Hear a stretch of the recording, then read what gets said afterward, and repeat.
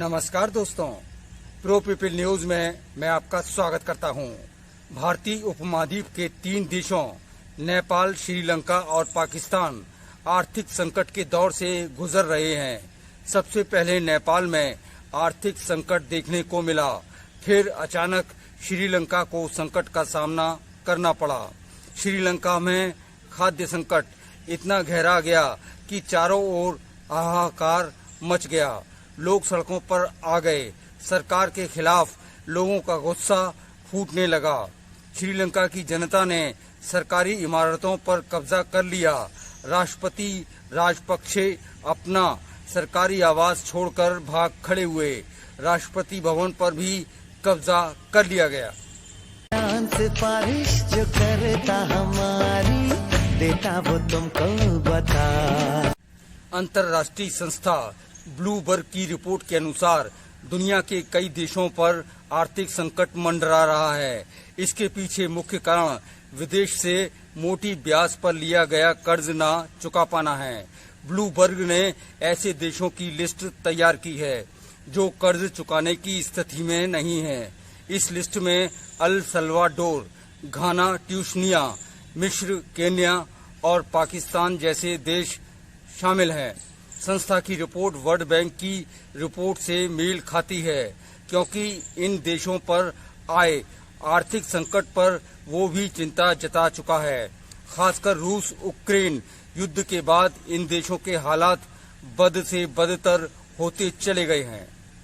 सिफारिश जो करता हमारी देता वो तुमको बता। जो देश कर्ज चुकाने के हालात में नहीं है, उनमें सबसे ज्यादा खराब हालात पाकिस्तान के ही हैं, क्योंकि इन देशों में सबसे ज्यादा आबादी वाला देश पाकिस्तान ही है और उस पर विदेशी कर्ज छोटे देशों के मुकाबले कहीं ज्यादा है। पाकिस्तान को आर्थिक बदहाली से उबारने के लिए अरबों डॉलर का कर्ज चाहिए, लेकिन उसे ये मिल नहीं रहा है। IMF ने भी पाकिस्तान के सामने शर्त रखी है कि वो उसे कर्ज तभी देगा जब वो अपने सैन्य बजट में भारी कटौती करेगा, लेकिन ये उसके लिए संभव नहीं दिखाई पड़ता, क्योंकि वास्तविक रूप से पाक सेना के पास ही सारी राजनीतिक शक्तियां हैं। सिफारिश जो करता हमारी देता वो तुमको बता। भारतीय उपमहाद्वीप की बात करें तो नेपाल, श्रीलंका और पाकिस्तान में आया आर्थिक संकट का असल कारण चीन ही है। इन देशों ने चीन से कर्जा लिया हुआ है, जिसे वे कर्ज में डूब गए हैं। जहां तक श्रीलंका और नेपाल का सवाल है, तो उसके संकट को हल करने के लिए भारत व अन्य दूसरे देश आगे आए हैं, लेकिन पाकिस्तान के मामले में ऐसा कुछ दिखाई नहीं दे रहा।